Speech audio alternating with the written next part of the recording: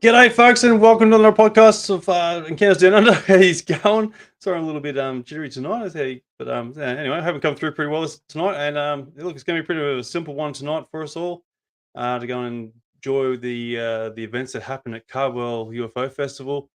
That happened in August there. I'm still doing the video up there, so I should hopefully be up in the next couple of weeks, and it's going to be awesome little doco there made up just to sort of relive the events that happened at Cardwell UFO Festival.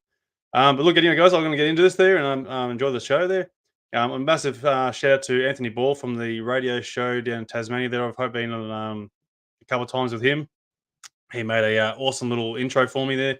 So a massive shout out to him, mate, for making this awesome little animation for me as a bit of an intro. So check it out. Let me know what you think. Let me know what you think of the little intro there, and let's get cracking into it, shall we? So right, hang on, guys. Let me just go and tinker here, and I'll get things going. And hang on a sec. Jumping into it. Jumping a little bit too quick. Anyway, enjoy, guys. Catch you later.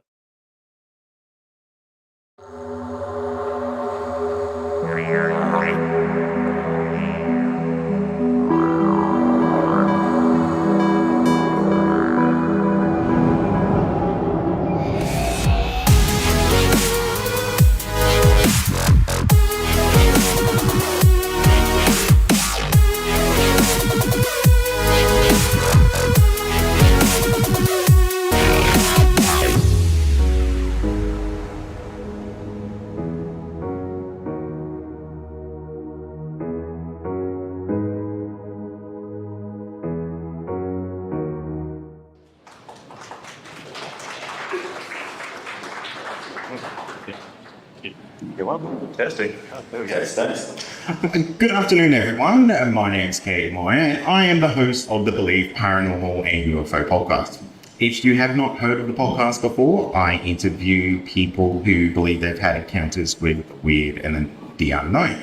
That could be a UFO encounter, an alien encounter, an encounter with a Yowie, or the paranormal, the mixture of all of them, and you'll be surprised how often that actually happens. But today we are talking about something that I think is rather important when it comes to UFOs and non-human intelligence, and that's disclosure. Disclosure is a really, really intimate thing, and it has an independent version of that. Everyone will have their own idea of what disclosure is. A lot of people may think that we're already living in an age of disclosure. We've had the government, Pentagon, saying that UFOs are real, and this was done multiple years ago. And just recently, we've had a couple of whistleblowers and people go under oath to say that UFOs are real, non-human intelligences are real. So the question is, what is disclosure, and are we currently going through it? So, disclosure. Something really, really major happened a couple of weeks ago. David Rush, David Fravor, and Ryan Graves all went under oath in a US congressional hearing about UAPs, under oath saying everything that they've experienced, everything that they're sharing is real. And a lot of people seem to be, I guess, upset that no new information really came out from this hearing. And I think I completely get that, because we all want to see bodies, we all want to see the craft, we want to bring it out and show off the world ready. But what's so important about this is that when you go under oath, you are essentially committing yourself to saying, put me in jail if I'm lying. If you can prove that everything that I've said is not true, lock me away. And that's a really, really major thing to do. If I ask anyone here, would you go under oath and say, this is all real? I think a lot of people really have a good second guess about that. These three gentlemen are essentially heroes in my eyes when it comes to UFOs and disclosure.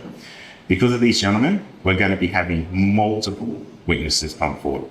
David Rush has to be one of the bravest people in UFO history.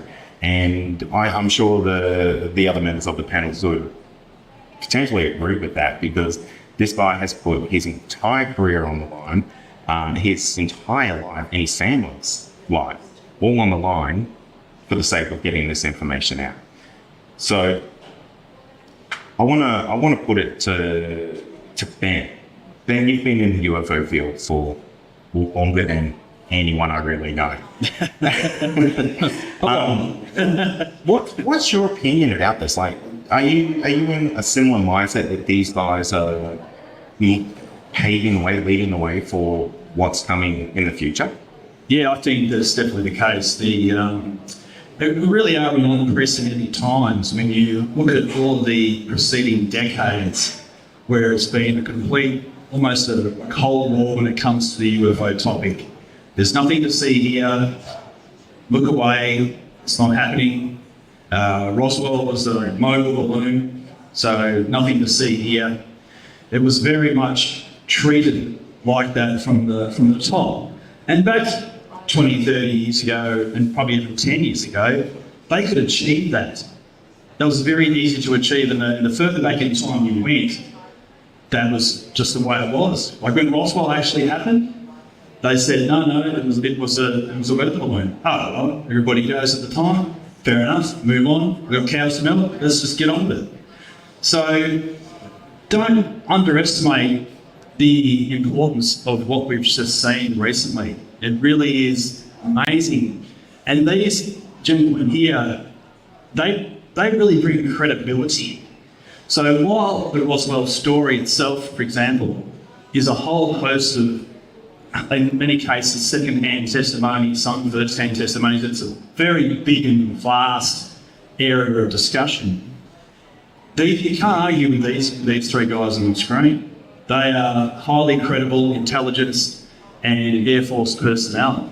And if you watch the Spotlight documentary that was on 6 months ago, whatever that was, that also brought it out. So once we started seeing this Tic Tac video, what the hell is that?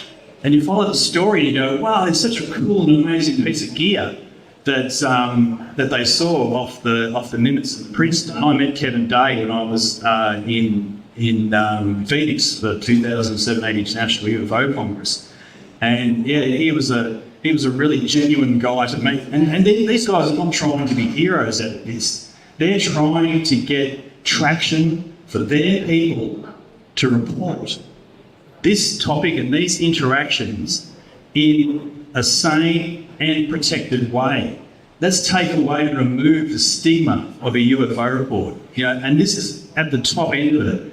And let alone in the civil aviation area where they're even further behind. Yeah. I would love to see Qantas's UFO reports, Jetstar's, everything like that, but you can't get that information. That's private company. They don't have to give it to you. No, and even the commercial pilots, they are so frightened of coming forward because there's every chance they're going to lose their jobs. They're going to stay their entire career, their livelihood over it. And it's a genuine concern to think that after this conference is done, we're all going to jump on planes, go back home. Yeah. If they see something, it needs to be reported. Yes, it does. And they need to report that fear of reprisal. So that's one aspect of it. But then you've got biologics and craft, as I said this morning. I mean, they are big words in the context of what we're talking about here. Biologics and craft. Just let that sink into your head for a moment. We have crash retrievals, we have bodies. And if you listen to it and read about it properly, or read a lot of it, you'll see that some of them even lived, or one of them at least lived, for a few months after the crash.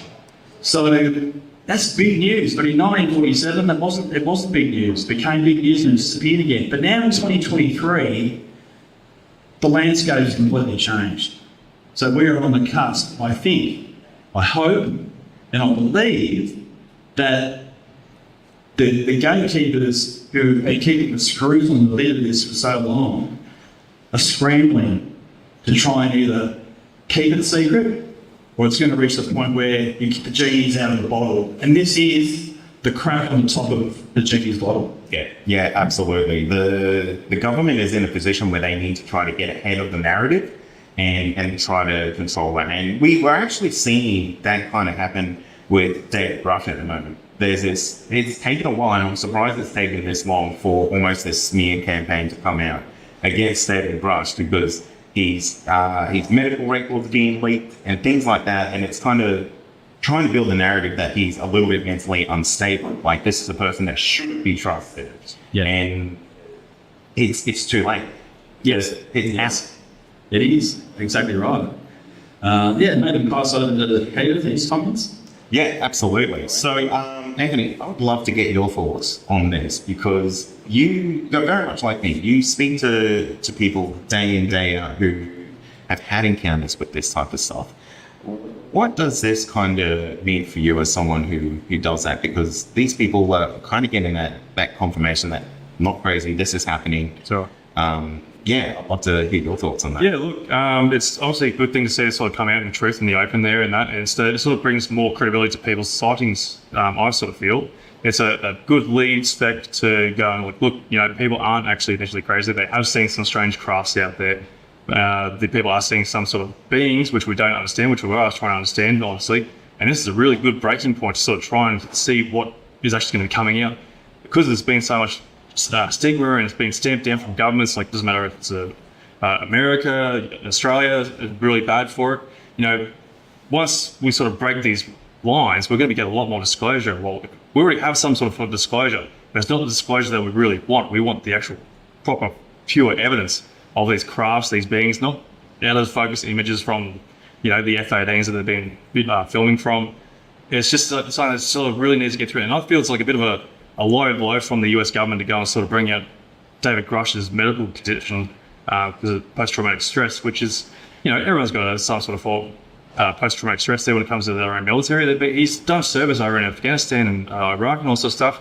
And, he's even been cleared from that, even though he was at the point of suicidal, but he got the help he needed. He's gotten through, and he even still was able to go back into the government and under clearance, like a high clearance, to go and even be able to go and work in that sort of environment there where everything is so classified, And the fact that he's come through is like you were saying before, he's so brave to even come out there with family being threatened and all sorts of stuff. And initially, it's absolutely groundbreaking to actually have that opened up, especially with everything that's going on in this sort of world. So, yeah, definitely. Peter, I'm really interested to hear your thoughts, because you've had a whole different level of experiences with this phenomenon. What do these gentlemen kind of represent to you, and I guess the mission that they're going forward with?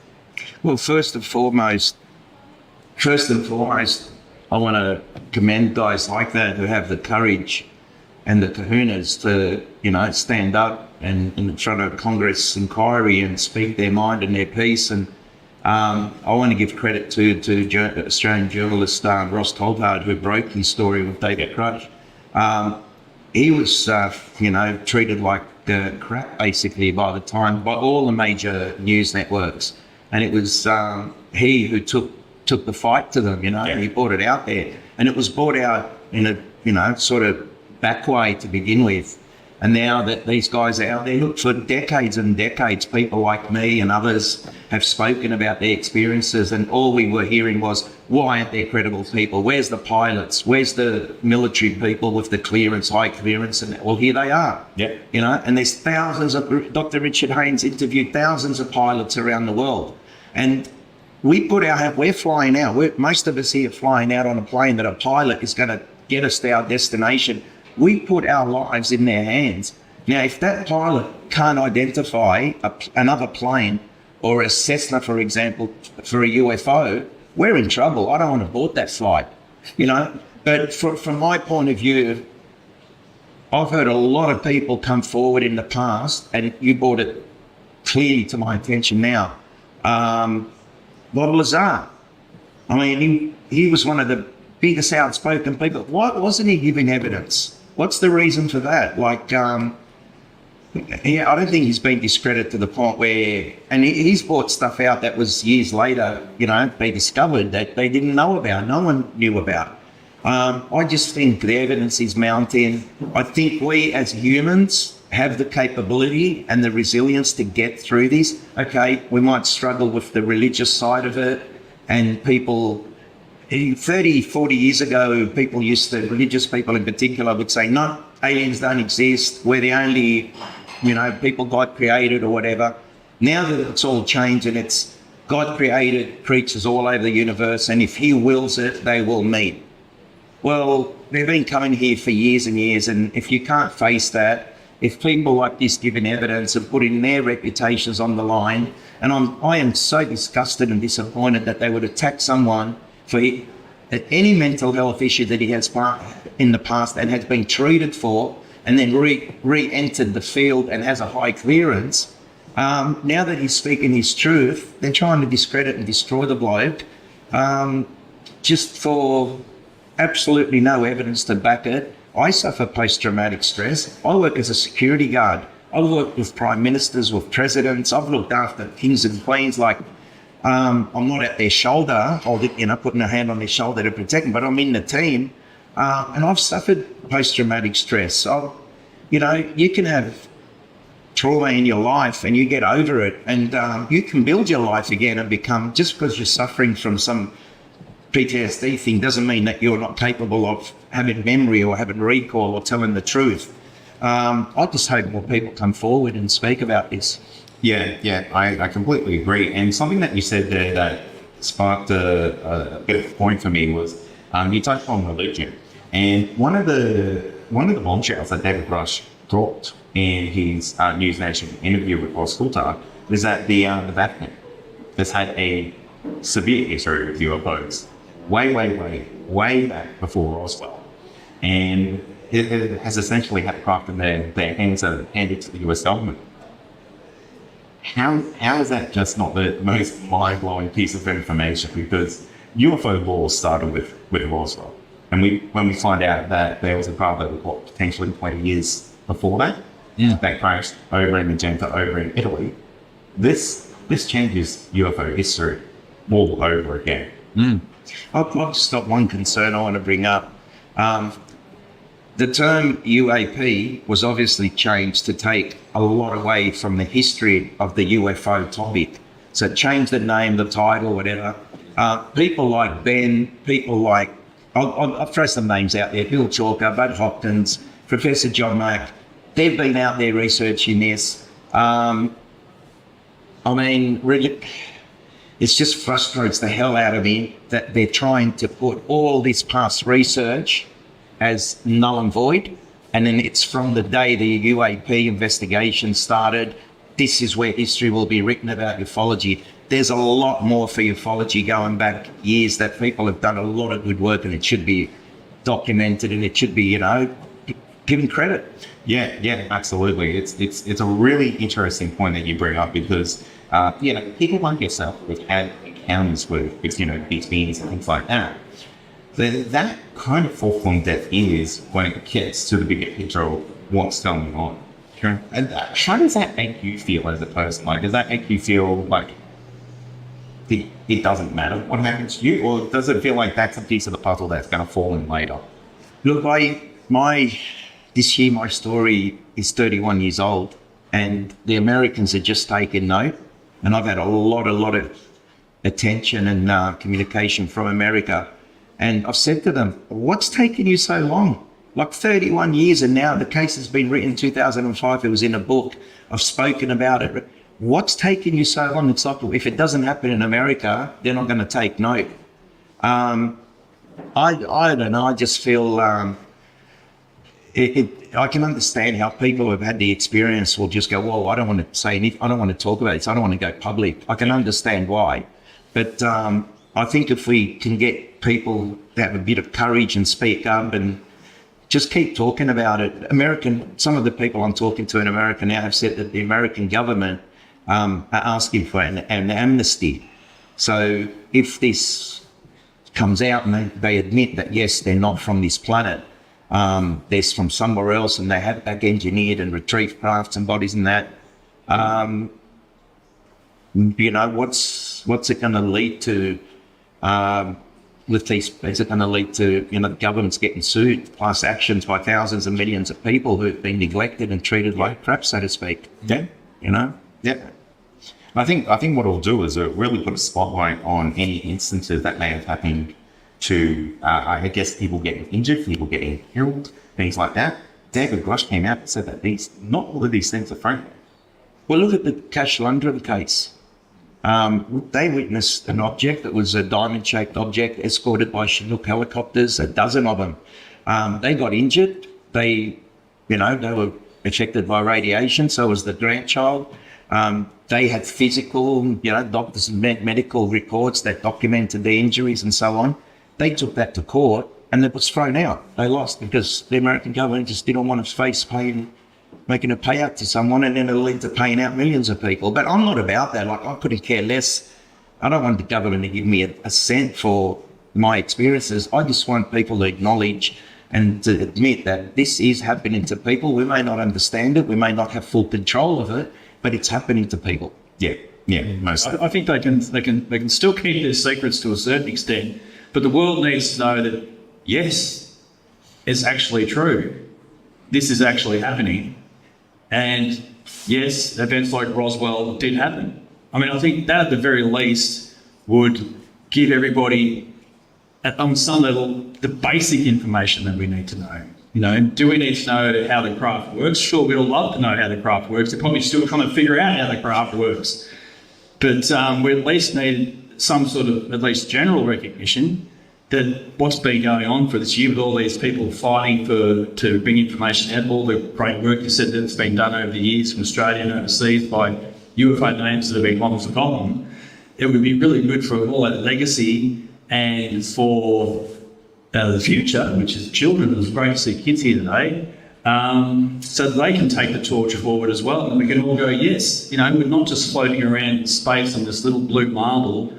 There are others out there, which a lot of people here do know that that's the case anyway, but the official acknowledgement is still something that I think the world is desperately waiting for, and we're ready, and I don't see why that much of it can't happen.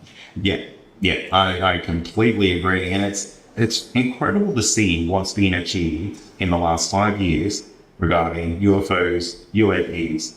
It's really exciting to see what's going to happen after the September congressional meetings, because more Western Wales are going to come forward on that.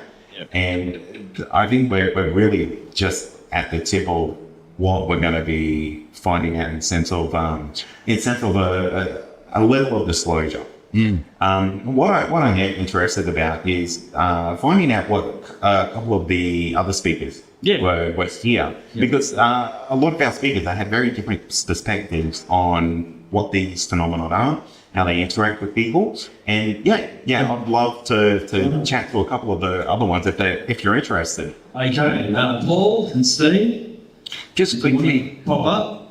Just quickly, if I can. Yes. No, it's okay. Give someone else a We can chance. talk about this all night. Yeah. And all day tomorrow, and all next week. Absolutely. I would just like to point forward to, like, as you mentioned before, like the governments are coming forward with their sort of And loose. there needs to be accountability with the government. That's the biggest thing. And once we have that sort of accountability, yes, people are going to be starting to possibly sue the government in that regard, which is going to be very difficult there because there's no evidence there to try and back up your claims in that sense. So either way, how you look at it, it's going to be very difficult once this disclosure or the accountability from the government comes forward with that. My biggest thing is, like, the problem is this is coming on the open there with David Grush, we're all coming on to open that, but still, with the news coverage there, still no one seems to care. Like, we're all here, we all got the old, some sort of, interest in the whole topic and if something has happened here, but yet the rest of the world still doesn't seem to want to take account of what's actually been happening, what's coming on the news, and the reality of what's just been pointed out to everyone. I think it comes down to an ignorance from the general public that if there's not audio, if there's not a craft, like, it's not real. Yeah. And I get that. Like, a lot of people, they need to see the hard evidence of this is what it is. Yeah. It's here. But the fact that someone's gone under oath into a Congress meeting and saying there are crafts and beings, and like that's the biggest line of the whole lot of it, yet still no one seems to want to go and care and like go, hang on, right, so there's a bigger picture here. I agree with you. I totally agree with you. You think the public go wild? I think the public would go wild. Well, it should be. Yeah, they should. They should be going wild about it. Paul and Steve, welcome to the panel. It's great to have you here. Paul, I want to start with you. What's your opinion of these gentlemen and the mission that they're currently on for disclosure? Because I imagine you potentially have a different perspective of this. I think that basically it doesn't matter who says what, okay? It's a conversation. It wouldn't matter what person had come out, who had said anything. It's caused this phenomenon, this conversation and communication. The real issue is that the millions and millions of people that are being taken and abducted against their will, they're the ones that aren't very excited about this being real. They've been able to convince themselves that that contact that they're having, and they're getting marks set on their body. They've got all these thick problems, psychological issues. They're the ones that don't want this to be true. The people that want it to be true are the ones that probably don't remember that they've been taken. And yes, it's very exciting to think that there's craft in the sky. But think about this. Every time you look outside and see a craft now, and you know that humans have back-engineered all the stuff from Roswell and have their own craft, then you're going to go, oh, that's just a human craft. You see how they took the fear away from it now? They took the edge off it for you. So interesting insight to that. Because I haven't, and again, this is all speculation, so again, none of us really know, but I have my own opinion on that in the sense that I don't think we've had these craft. I don't think we've done anything with them yet. And I think Bob Lazar is a really good person to talk about in that sense. Because Bob Lazar was one of these people who should have come forward in these congressional meetings to go under oath. There is, in my opinion, there is literally no one more equipped to talk about the UFO phenomenon in the public eye than Bob Lazar. Bob Lazar should have been on that board, and my mind boggles as to why he wasn't. You've still got to ask yourself the question, why? Think past what's happening today and tomorrow. Why are they giving you this information? Think what could be here in 2 years' time. What are they trying to tell you without telling you? People are missing the point. They think, okay, we just need to see the bodies. Then we'll believe. It's so far past that. There are so many races out there. People are being taken. Okay, and if I know that all sounds a bit strange if you haven't had contact your whole life, like some of us have. Do I really need to know if I haven't resolved my psychological issues and my contact and my energy of contact that this is real? It's going to be terrifying for a lot of people. I agree. Steve, I would love to get your thoughts on this. These gentlemen, in your opinion, what do you think of their mission? Well, to be honest, I've got to be very honest. I don't really have an opinion on this gentleman because I'm doing this from an original perspective. Mm-hmm. So my question would be, why is it now people are starting to talk about something the original people were talking about for hundreds of thousands of years and acknowledging that there may be Pleiadians? So when we talk about people and their opinions, I've dealt with elders who've been talking about this. I remember my very first ceremony I was given, which went on for quite some time. At the end of it, they came up and said to me, how do you think we circumnavigated around the earth? And I said, by ship. And he said, what about by plane, by UFO? I said, I'm not going to talk about it. So I've got to be very honest. Our first 3 books, we never mentioned UFOs. We came in this simply because the elders had insisted. So what I've been doing is listening to my elders. And I sometimes wonder, why is it? I can see those 3 names up there. Why can't I see some of the elders who've been telling me this for 10, 15, 20 years? They're not there yet. And that includes elders not just from here, from all over the world. All of them have told us. I mean, the Hopi talk about the Pleiadians like their brothers and sisters, as we do. But those people are never part of this group. And they're not asked by the government. And they still keep that knowledge and no one cares. Although they're starting to now. So I have to be honest, I don't have an opinion on those people because they're not the ones I'm working for or with. I work with my elders. Are you aware of the work that they're doing though and what their thoughts are like though? Sorry? Are you aware of what they've been bringing to the public? Oh, yeah, I am. Yeah, okay, excellent. Yeah, look, I think it's fine they're bringing it up here. I mean, for me, I've said this for quite some time. I don't think the question is if aliens are here. The question should be why. We should have gone past the if, and we're still dealing with it. And that, to me, is a distraction. Because while we're talking about if, that gives people a chance to find a way out. If we got to the more important question, why is it aliens have come here for millions of years? Why have they invested so much time and energy in a planet? And I do remember once asking one of my elders, why would they bother? For the last 6,000 years, I'm a school teacher. For the last 6,000 years, we've been at war. So why would they come? And I got a bit of an idea what that is, but honestly, that seems to be the major question. Why they've come, not if. And while we get stuck with if, we never get to the real question, which is why. And if we know why they're coming, then the people who've been abducted might feel a little bit better about the fact they've been abducted against their will. But while we're still arguing about if they're here, that always gives people an option. I mean, the Pentagon said it could be the aliens, but it could be the Russians and it could be the Chinese. Yeah. So where have we gone? Nowhere. And we stay on the why, the if. We don't get to the why. Yeah. My elders, all they wanted to talk about was why they came, not if. Because white fellas have been here for 200 years. I've got to tell you, the black fellas have been here a lot longer, and they all know this. This, as I said earlier, the only story in this country that every black fella knows is the Seven Sisters from the Pleiades. So for us, you're only catching up, and you're still not there. It's going to be interesting when we get to a point where the discussion starts to potentially match the ancestral knowledge that exists, because that, I believe, every piece of this puzzle is different, and every piece is obviously building to the bigger picture. And the piece of the puzzle that you have, Yeah.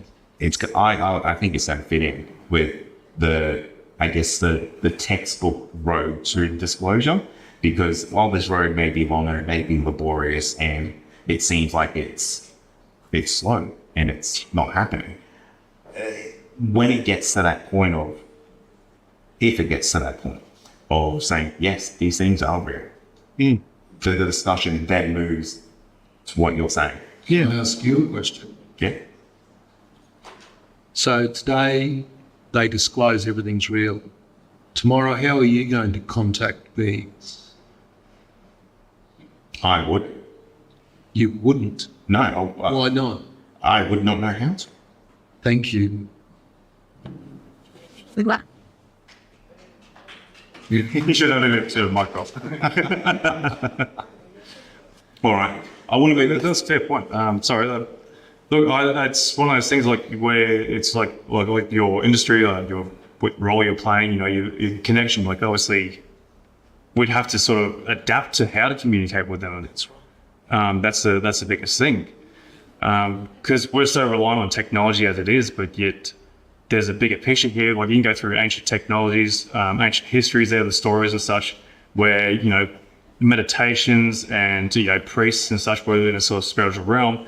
And that's sort of been thrown away in our sort of style of life now, where that's not including a spiritual reality, I sort of feel. And I feel like that's how we have to sort of adapt to it more instead of relying on technology so much. And it's a big breakthrough, I feel. Yeah. The paradigm shift that's going to be a global shift is going to be the one where you have to personally decide how you're going to contact these races. That's the truth. How are you going to do that as an individual? What are you going to do?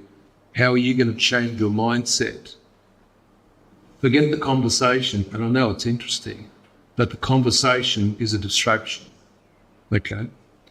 As Stephen was saying, that this has been spoken about for hundreds and thousands of years, and all people are doing at this point is focusing on, oh, look, they may disclose some information, and then tomorrow on Twitter or whatever, they don't disclose information, or they try and put the whistleblowers down, their credibility down. But the truth is, if you're all being contacted and you don't know you're being contacted, why don't you know you're being contacted? Wouldn't that just be an education thing? Okay, good point. Education, who? Who's going to do the education? I feel like people like yourself who are adapt to it already. They're like people are claiming that they can speak to other races of beings and that sort of nature. I feel like they should be taking the lead and role to go and start teaching people. But the problem is, it's so hard to believe. And that's the hardest part for the public to sort of understand. Like, all right, you're talking to people out there, like you come across as a crazy person, which I'm not saying that people are crazy, but that's going to be the hardest thing to break through. You've got to try and break that barrier to make people understand it. And then there's going to be ignorance everywhere where people don't want to go and like, look, you're talking bullshit. Do you know why people are taken when they're asleep, or why you wake up and are put to sleep? Because you have a psychological construct called your mind. And if you have contact outside of that state, the conscious anesthetic state, you could move into places you don't want to go. And so they contact people when they're asleep and in the astral via a whole lot of other methodologies, and that could include plant medicines and things, because they're trying to, on some level, stop. I think the problem is that we have a westernized mindset. Mm-hmm. We don't truly understand what it's like to work with spirits and others. But for the people that are working towards developing that spirituality, that level of consciousness, that frequency, what happens is you're moving towards educating yourself about what's out there and how to contact it correctly. That's a really interesting point you bring up, because you're right, the whole zeitgeist, popular culture has transformed the way that we think about this phenomenon. People who have the potential to do these other abilities to potentially communicate with these entities or these creatures or these beings. So to make that paradigm shift, that's going to take a lot of hard work. And I guess one question I would have for you about that is,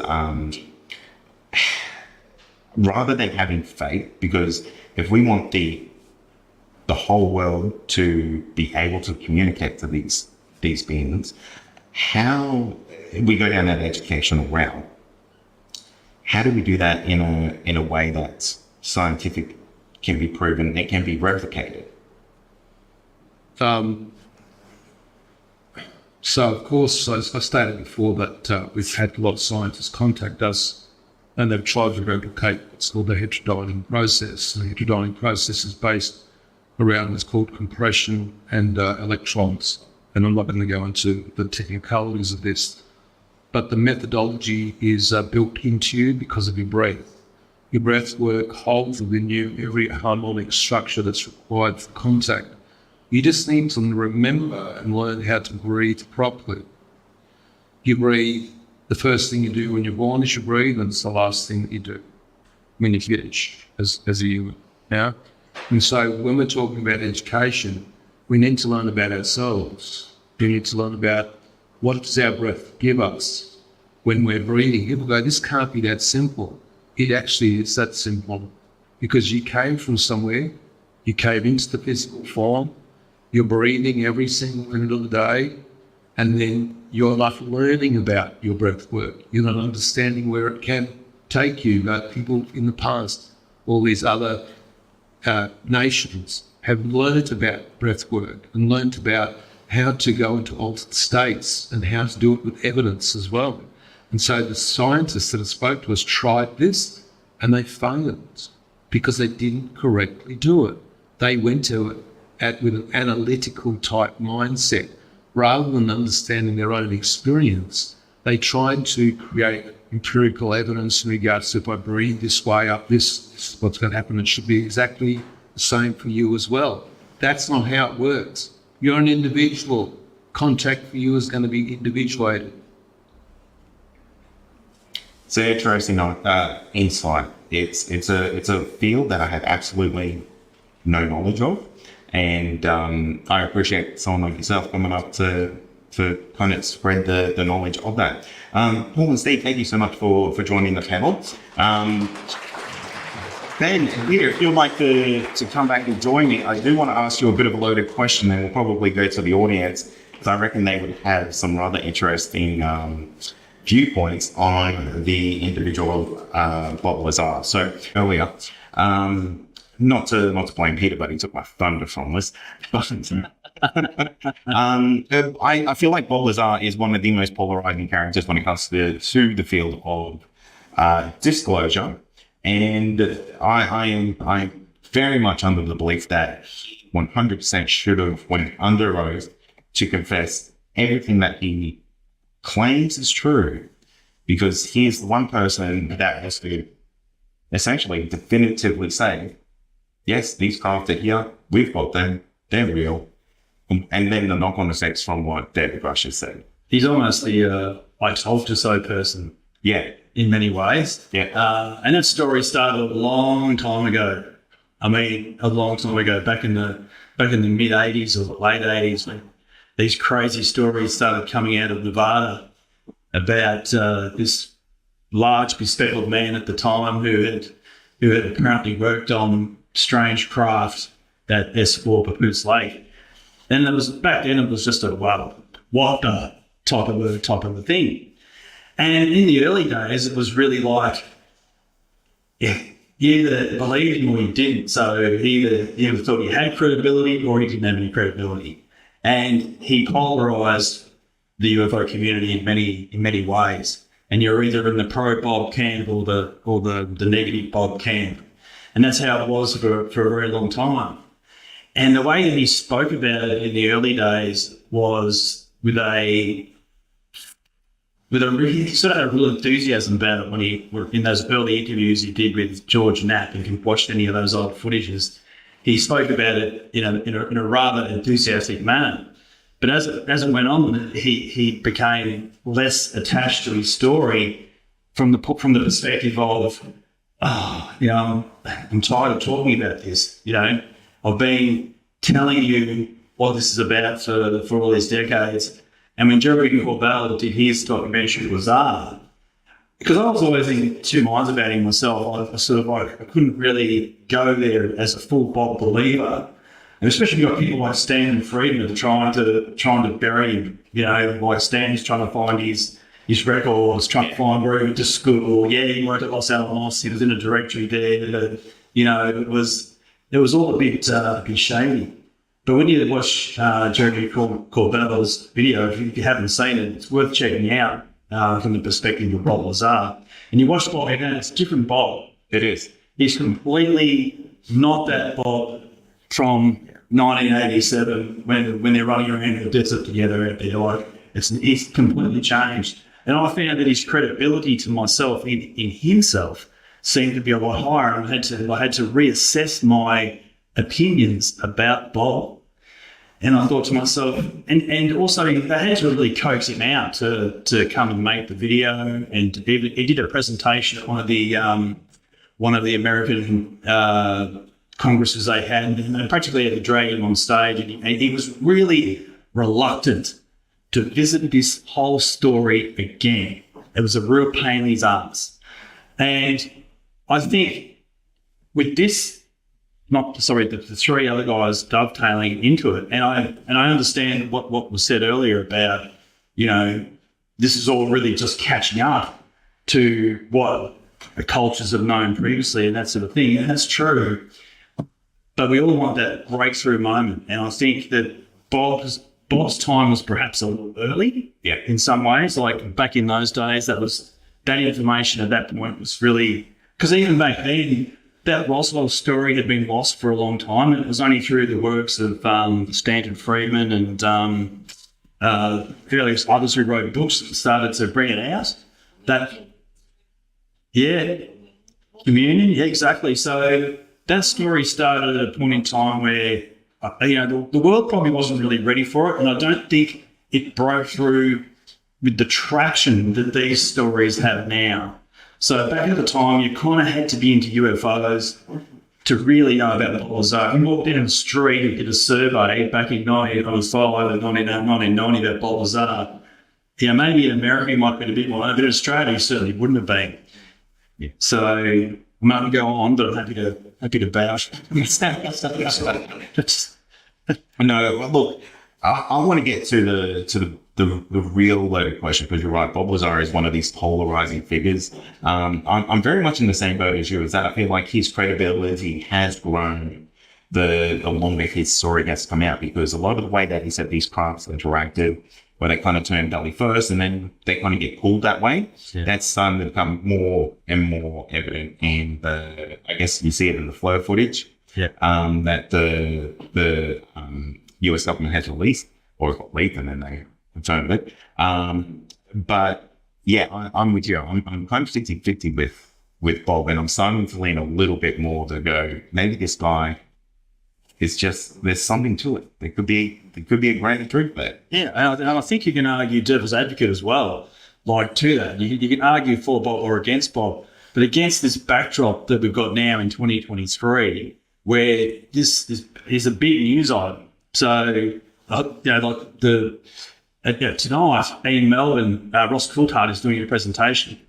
So he's doing a presentation on David Grosh, and he's also doing a presentation on his book in Melbourne.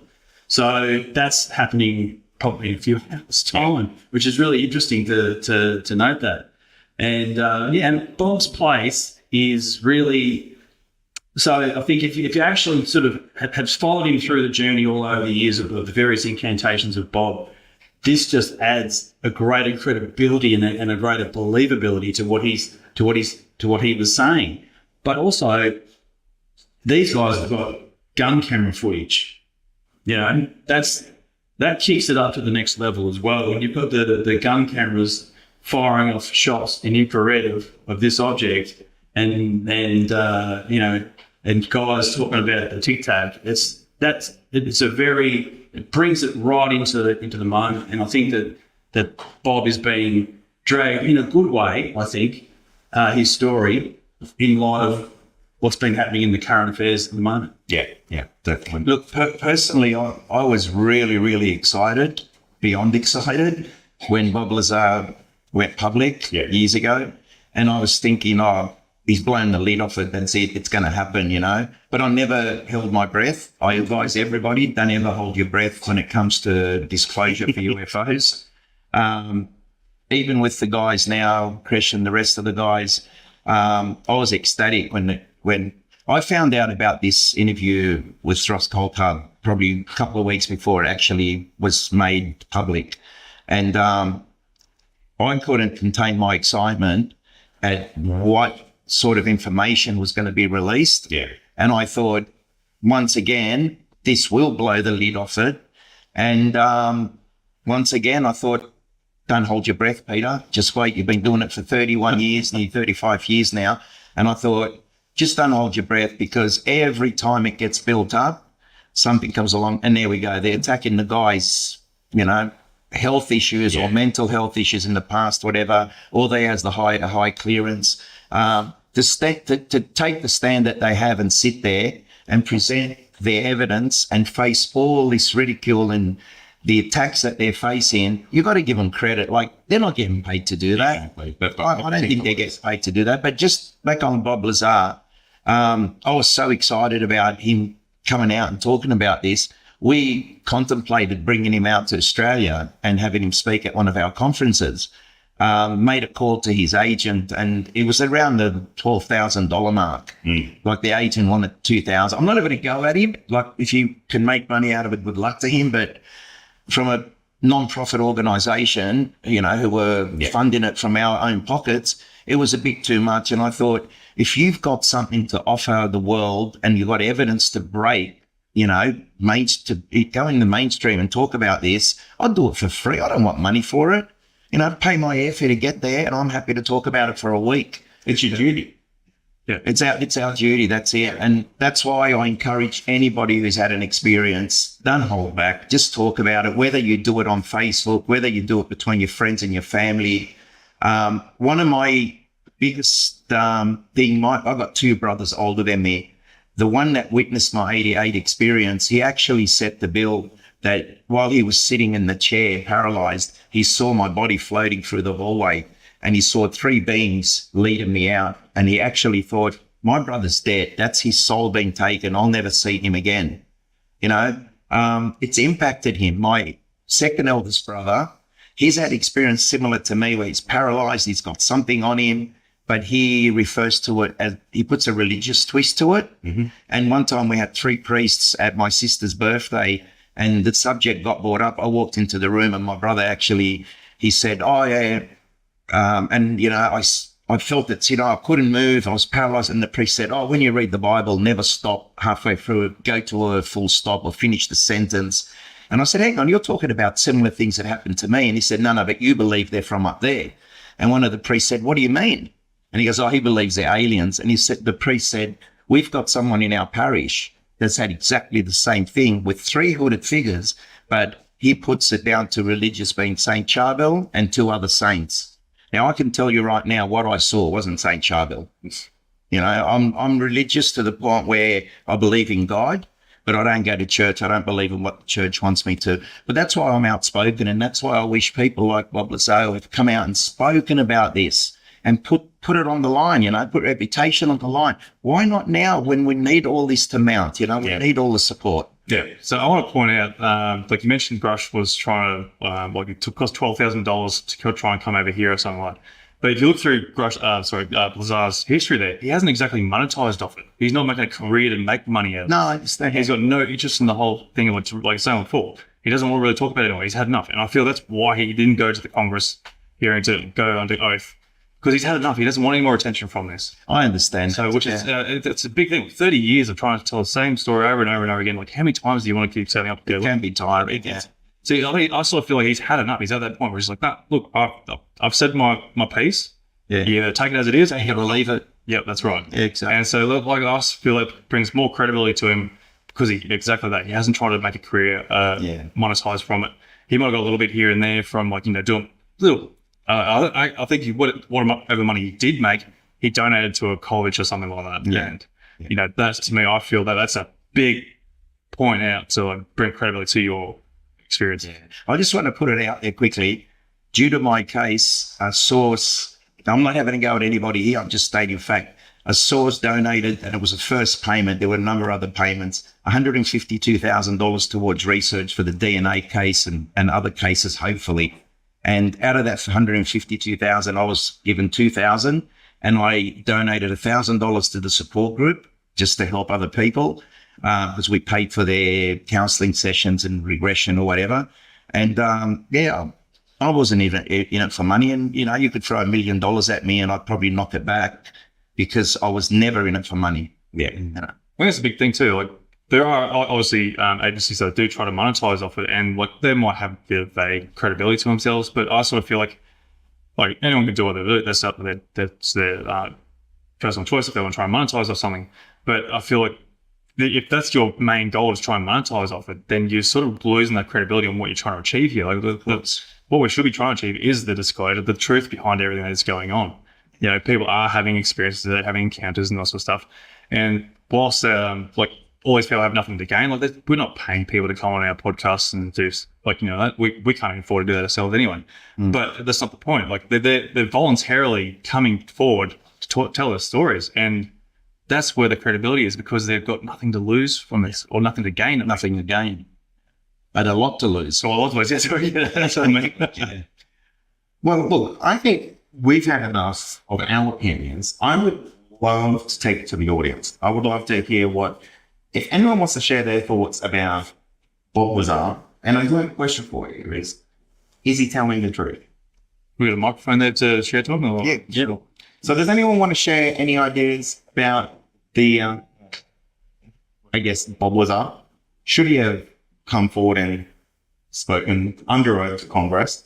Or share their opinion if he's telling the truth or not? Anyone's?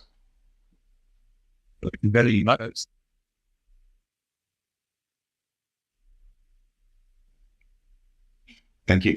I was like that just too. Like I've asked this question a lot. Why does it seem like the US is controlling the agenda on what this disclosure is? Why do they control every single country in the world? There's hundreds of countries out in this world that have had encounters and experiences that people like themselves, or even their own governments that are having experienced or encountering some sort of trust. But yet there seems to be the US that are stamping down on everyone and saying, you cannot say anything. Well, this is how it's looking. I know Canada's starting to come out there with their own sort of stuff there, but it still seems to be controlled by the US. They've come forward with the US and the Allied forces. So we've got the 5 allies. So we've got New Zealand, Australia, UK, Canada, and the US. So this is basically we're the controllers of the world, except the US is controlling the whole lot. And in that perspective, Australia has their own cancer. We're still had our own other sort of things there.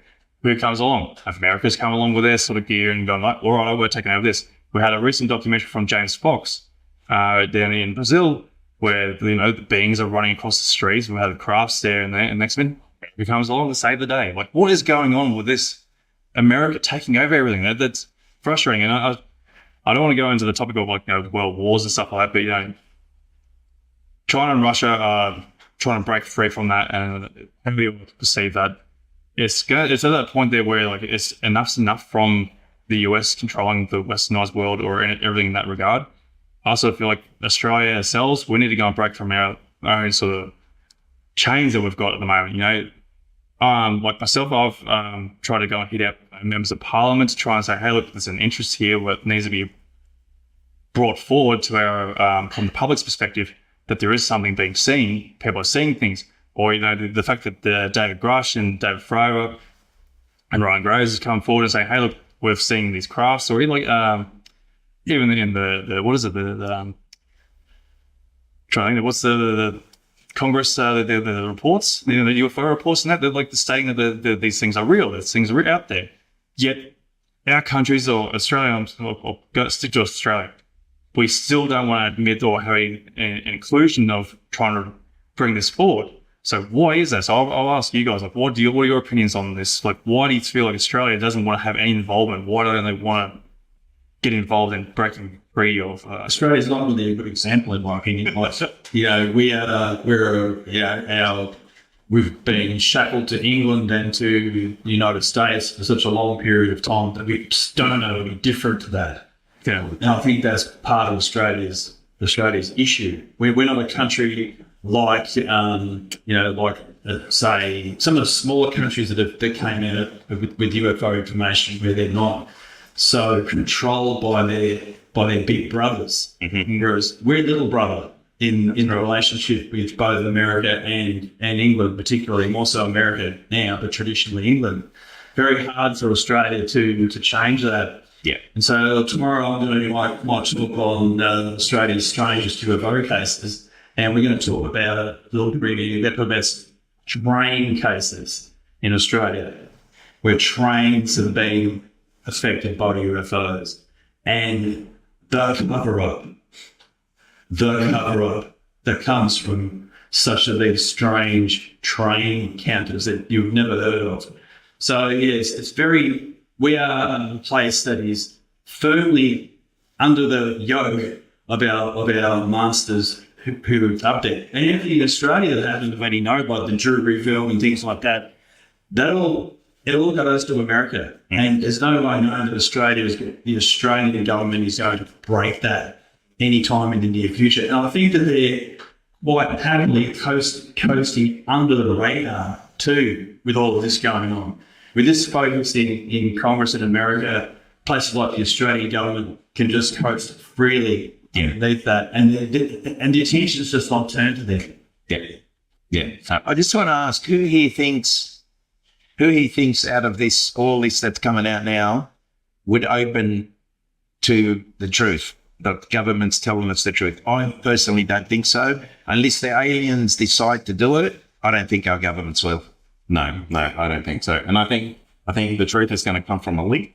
That's right. That's how it's going to happen, because I don't think the public's patient enough to go through the official channels, and I think a leak is going to be the major cause for it. And the other thing is the general public at large that interested?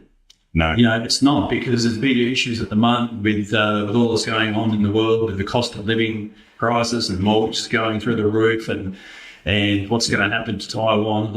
It still remains, unfortunately, as big a question as it is. It's still a fringe issue. Yeah. You go talk to your local member of parliament about it. I've tried. not interested. So I think that's an interesting part of the problem too. Yeah. I think the problem is still a big problem too. Like even though we've had these three guys come out with their own oath and that, and still no one caring, is because we are too distracted with living. You know, we're not paying attention to what's happening around the world. We're sort of too focused on trying to maintain our own little lifestyles. And then you got the Ukraine and Russia at war there, which seems to be there. And then we had COVID. And that during that time there, like when the US did actually come forward admitting that we're seeing anomalous objects, you know. But yet we're still too distracted because of COVID. And like there seems to be too much there to try and draw us away from the reality of what's actually happening behind the scenes. But that's just going to be life. And that's going to happen. There's always going to be something. There's always going to be a distraction. It's just how it is. But I think we might wrap it up for today. Yeah. It's been a really, really long day. I want to thank everyone who's kind of hung around for the whole day. You guys have done such an incredible job. I want to thank everyone who's come up on stage. Ben, Peter, Anthony, Paul, Steve. Everyone, all your insight was incredible. Much appreciated. Please go check out everyone's outlets where they are. Be sure to go check out Anthony's podcast. It's not a rip-off of mine, but that's okay. But look, guys, if you enjoyed what you heard today, please absolutely check out everyone. If you want to find out more about my podcast, you can do that. It's available for free for everyone to listen to. And you can find great discussions like this with individuals who have had encounters with the unknown and things like that. You go to believepod.com to find all about 180 episodes for free on there. So I want to thank you for all coming and have a fantastic weekend. Yeah, so Thank you. yes, thanks to all our speakers today. Khoury, Chen, Peter, Cyan, Steve, everyone who's come along today. You guys for being here, bringing this great forum for people to listen to. Who's coming back tomorrow? I know I am. And that will do it, folks, for this episode of Encounter.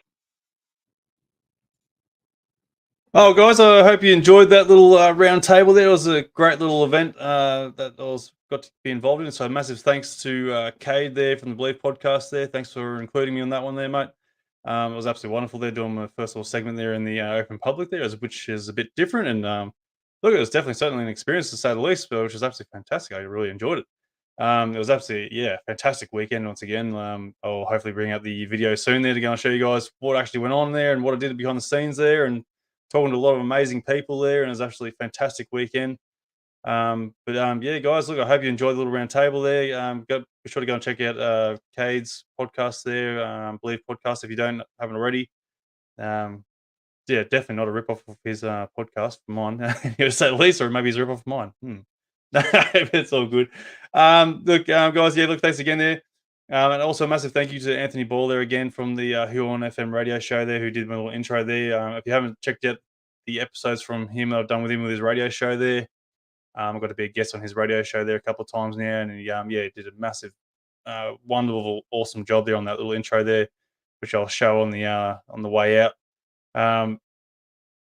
Be sure to go and throw your opinions in the comments there, guys. What you thought of the round table there? We discussed a fair bit and covered a fair bit. What's Kade's podcast called? Believe. It is Believe Podcast. Believe Paranormal and UFO Podcast. He's on Spotify and YouTube and all sorts of stuff there. Go check him out if you haven't already. Look, guys, thanks again for tuning in tonight. I'll hopefully get something going this week there where I might get some guests on, hopefully, and might put together a little bit of a marathon to sort of try and catch up a little bit there if everything all works out time-wise. Unfortunately, my time's a little bit stemmed at the moment. They're trying to juggle between work and kids and stuff like that. You know, it's just a bit of a pain in the ass trying to work out some times here, unless I'm going to be working, doing podcasts really late, which will be looking about like 9:30, 10 o'clock when the kids are all in bed there. And I'm not sure if Mrs. will be too much of a fan of that, but if it's going to come to that, I'll have to do it that way. But I don't want to leave it too late for you guys there, so you can actually join in and enjoy the live streams. But anyway, guys, look, I'm going to stop babbling there. Hopefully see you sometime this week there. Keep an eye out on the Facebook page. If you haven't already, subscribe to the Facebook page there. Hit the notifications there. Also, if you subscribe to the YouTube channel, if you're not on the YouTube channel, and hit that little bell notification there, so then you get notified when we are live, or if I do any comments, posts up there, which I need to start doing a bit more posts on the YouTube channel there. But otherwise, yeah, look, most of my posts come through the Facebook page there. But anyway, I'm going to shut up and stop babbling there. I'm going to let you enjoy the little intro / outro for this time, and check out this awesome work from Anthony Ball there. So anyway, guys, enjoy the rest of your night, and I hope you enjoy the show. Check us out next time. Catch you later.